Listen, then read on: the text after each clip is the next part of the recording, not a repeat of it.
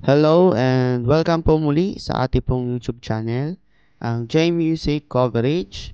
At sa video pong ito ay tatalakayin po natin ang Lyrics Bible due to the public demand po ng ating pong mga viewers at subscribers.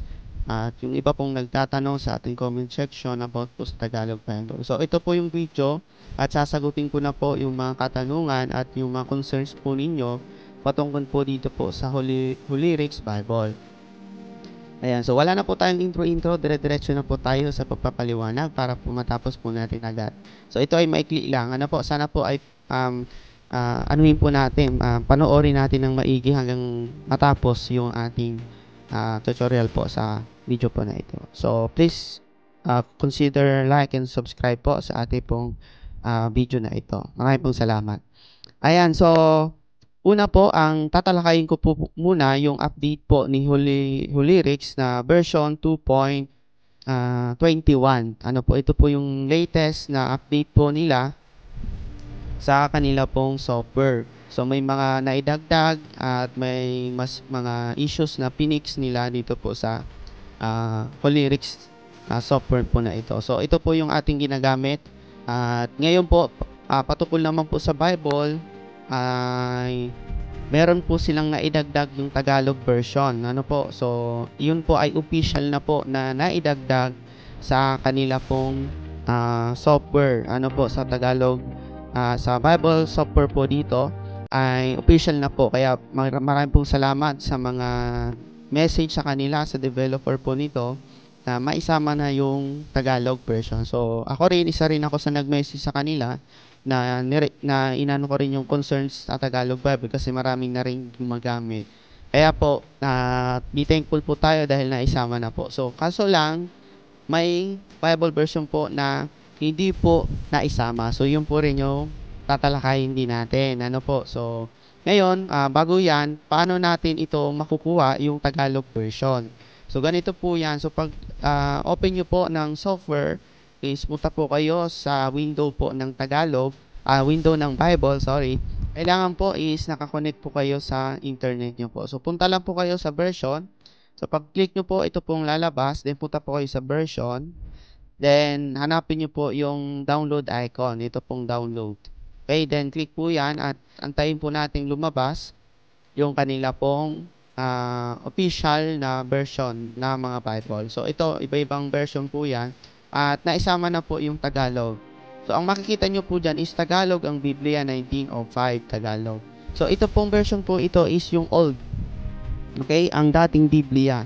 So, yan po yung old na version na Tagalog na naisama po ng mga developer. So, yan po ang pwede nyo po ma-download dito sa kanila pong Bible. Ano po?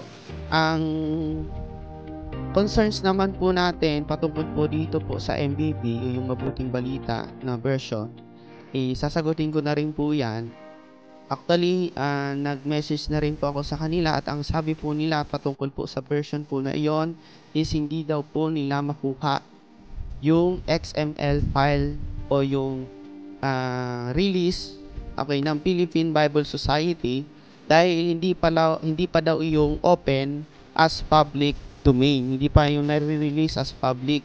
Yun po ang kanilang sagot. Kaya hindi po nila maisama, hindi nila makuha yung MBB na version. Hindi lang natin alam kung ano yung dahilan bakit hindi pa nila nire-release sa ang tagal na panahon. Ano po?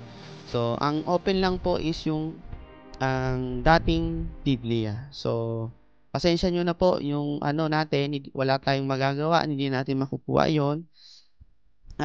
Siguro mag-antay-antay na lang tayo ng mga ilang taon bago nila yung i-release sa katagalan ng Philippine Bible Society at hindi pa nila yung na-release as public domain. Ano po, kaya po, be thankful na lang po tayo sa kung ano po yung meron kasi Bible rin naman po yan ang ating Biblia. So, although maano lang po yung version na ito, yung ang dating Biblia is medyo malalim lang talaga yung Tagalog niya. Pero Bible din po yan. Ano po? So, yun po yung natin na sana naintindihan nyo po yung issue po natin patungkol sa MBB. Ano po? So, paano po yan mailagay dito sa Tagalog dito po sa kanila pong software. So kapag na-download nyo na po yan, kahit dito po sa tatlo na ito, click nyo lang po itong arrow na pababa, then click nyo lang yung Tagalog kasi lalabas po dyan yung Tagalog.